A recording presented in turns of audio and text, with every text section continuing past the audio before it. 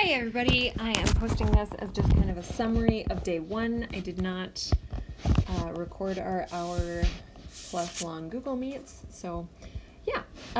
This is what we did today, especially if you missed class, is I just kind of welcomed everybody. We talked briefly about how the Flipgrid went. That assignment is up in Google Classroom. If you need help with that, please do let me know. I'm mostly using that because I want to know if Flipgrid is useful for us, and I also want to know if I want to know your name, how you pronounce it, and then what your pronouns are. Temporary expectations, I talked a little bit about myself. We put something out there about technology, and then we did a Nearpod activity. Then we took a break. We are almost always going to take some sort of break. Whether or not that is longer or shorter, it could be just everybody go stretch for 5 minutes. Sorry, that's baby Seal. He's my cat. He'll just meow. He's okay, I promise. Then we did a mathematician. I explained the first assignment, and then I just hung around for a couple of questions. So I'm going to walk you through this here. This is what Flipgrid looks like, basically. Once you get to the link, you just click on here, and it'll let you record a response. Most of the responses for this are less than 5 seconds. Just people saying, hey, my name is Annie, and my pronouns are she, her. Let me know if you're having problems with that. The temporary expectations that we agreed upon was until we talk more, and we will on Thursday. Just be professional on here. So watch your language, listen, be polite, etc. We'll define a lot more of what we want this to mean at our next class. Respect each other's time. So if I give you a break and then ask you to come back, please do that promptly. I will do the same for you. And then these 4 are what I call my non-negotiables. These are the things that I need in class. The first one, practice wait, is why am I talking? Why aren't I talking? This is basically just us monitoring how much space we're taking up, right? Are you talking too much, or are you not talking enough? In what ways could you maybe change that? We have permission to speak in rough draft. For me, that means that you have the ability to ask questions if you're not totally sure, if it's not a fully formed thought. I think that's a really important thing in math class. We honor each other's thinking, and we don't spoil the mathematical ending. Just like you don't want people to spoil a movie for you, don't spoil the end of the story. It's just not what we do. Okay. I asked people to agree to these, and most people did in the chat. If there's something specific that you would like to see that you're not seeing here, please bring that up on Thursday. This is just some FYI about me. This is me playing with a bunch of polyhedral balloons. I really am a complete math nerd. Just let that in, accept it. It's gonna come up this year. I am super forgetful, so please, I absolutely welcome reminders or fixes in case I forgot something.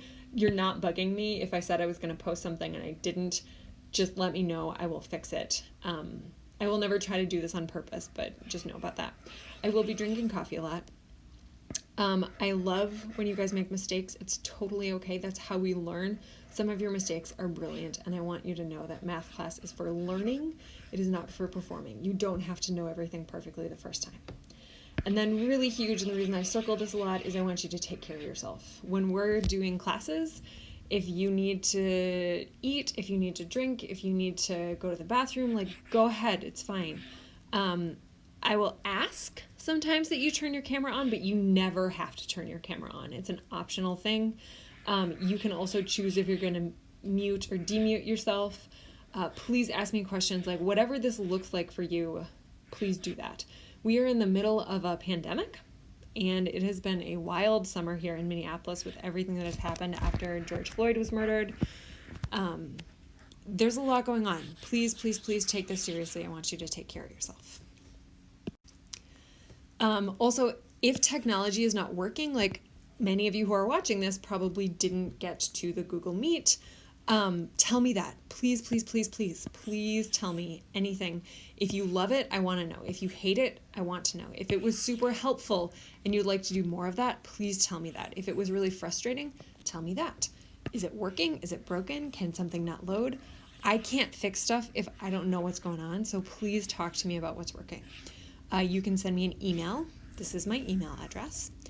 You can message me in Google Classroom. There are private messages there. There are public messages there. You can text or call my Google Voice number. This is 612-440-8523. And then I will set up a remind for everybody in class, and I'll make a little video about that too. We did a Nearpod activity. We'll probably do some more. It seemed like it went pretty well. And I will put a link on there for some anytime stuff, so you guys can go back and do that if you did not do the Nearpod activity. I gave everybody a 10-minute break. And then we talked about our mathematician of the week, which this week was Candace Price. Every week we are going to talk about a mathematician that is specifically not an old dead white dude. The reason that we do this is that most of the mathematicians that you can probably think of, Einstein, Pythagoras, Fibonacci, if you can even name some mathematicians, some people can't, are old dead white men. And I want us to make sure that we're also thinking about mathematicians who are not. So this is Candace Price. She is brilliant. She does a lot of work with DNA sequencing and knot theory, which is just super crazy and amazing. She teaches at Smith College right now. She's a professor. And she's also founded a website called Mathematically Gifted in Black, which is just fantastic, and I just love it. So we'll do this once a week. Then I explained your assignment, which is the mathography. If you're not sure what to do, because this obviously doesn't make a lot of sense just as it is, please go to the mathography assignment, and that should make sense. Hope that helps clear stuff up. Thanks.